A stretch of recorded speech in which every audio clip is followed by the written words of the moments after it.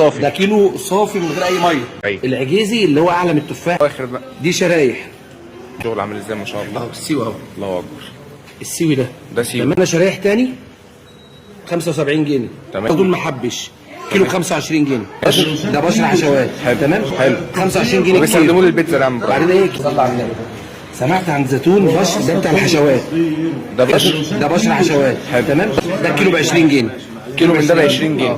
ده زيتون حت صغير اهو مكسر. حلو. 25 جنيه وبيستخدموه كيلو. للبيتزا العام. وبعدين ايه؟ كيلو صافي من غير ميه، يعني هتلاقي كيلو ونص بس هنحسبه لك كيلو. بكام؟ 25 جنيه. 25. تعالى بص بقى نخش على العوالي. ده كيلو محبش. تحفه ده. الكيلو طعمه المحبش ده جميل زيتون قوي. محبش كيلو ب 25 جنيه. ده في منه كيلو كاس 25 جنيه. كيلو ب 25 من ده. تمام. هنخش عليه فوق شويه. يلا نشوف. شرايح محبش اهو ب 65 جنيه. تعالى بص يا سيدي. ومعانا شرايح تاني 75 جنيه. تمام. الحاجات العاليه رغم ان معانا كسر بكام؟ 25 جنيه. بص يا سيدي، بص بقى، بص السيوي ده، السيوي ده بس الشغل عامل ازاي ما شاء الله. اهو السيوي اهو. الله اكبر. السيوي ده سيوي. تمام. حلو قوي. كام بنو؟ 70 بس. 70 جنيه السيوي. كل العجيزي اللي هو اعلى من التفاح يا اخوانا، شوف البتاع عامل ازاي، الله اكبر. ما شاء الله. 75 جنيه. 75.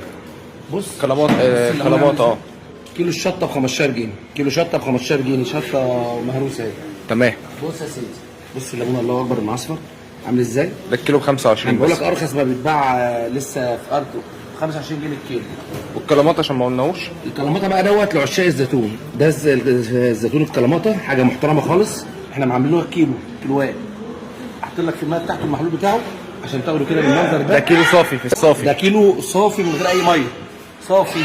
حلو. عشان بره بيبيع لك كيلو 600 يقول لك ده كيلو، لا جنيه ب 100 جنيه الكلامات. ب 100 جنيه الكلامات.